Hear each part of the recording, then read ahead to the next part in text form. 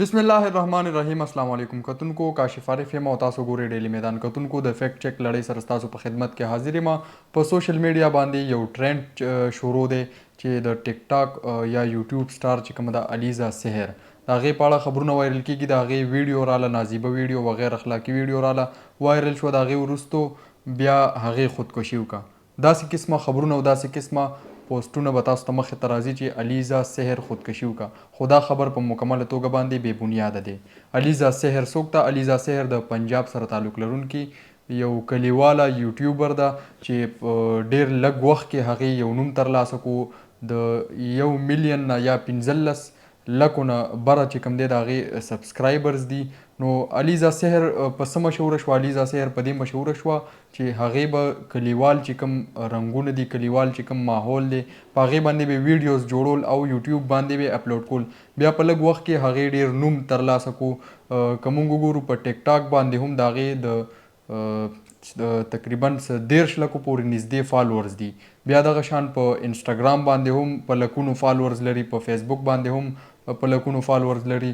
نو دغسې یو څو ورځې وړاندې د الیزا سحر چې کوم ده د هغې یو نازیبه ویډیو وایرل شوه. ویډیو چې کوم ده په ټاپ ټرینډ کې چلیده، په ټویټر باندې او په فیسبوک باندې هم په ټرینډ کې چلیده. هغې وروستو بیا په سوشل میډیا باندې دا خبرې وایرل شوې، دا خبرې مخې ته رالې د مختلف سوشل میډیا سایټس نه یا پیجز نه چې الیزا سحر چې کوم ده هغې د دې خپلې ویډیو وایرل کېدو وروستو خودکشي وکړه. نو موږ د دغه خبر چې کوم دغه پوسټونه چې کوم د دې په اړه موږ فیکټ چک وکړو. موږ چې کوم د پنجاب چې کوم یوټیوبرز دي، جرنلیسټ دي، د هغې ویډیوز موږ وکته، د هغې چې کوم ویلاګز و هغه موږ وکته. په هغې کې هم څه داسې قسمه خبر موږ ته میلاو نه شو چې الیزا سحر خودکشي وکړه.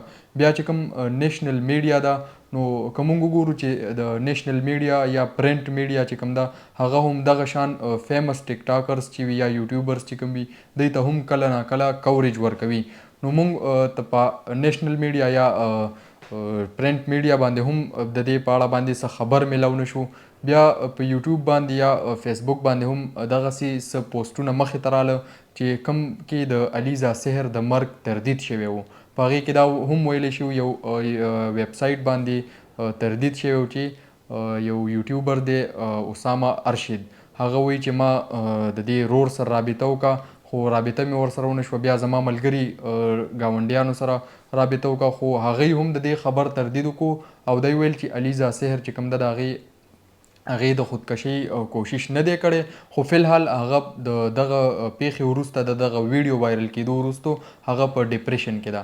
موږ ته داسې هیڅ قسمه خبر میلاو نه شو چې الیزا سحر پکې خپل مطلب بیان ورکړی وي یا یې د دې پوسټ تردید کړی وي. په دې اړه باندې هیڅ قسمه خبر مخې ته نه دی راغلی چې هغې خودکشي کړې ده. نو دا خبر چې کوم دی، پوسټونه چې کوم دي، دا په مکمله توګه باندې فیک دي او تر دې دمه پورې هیڅ قسمه داسې صورتحال مخې ته نه دی راغلی چې هغې خودکشي کړې وي. مننه.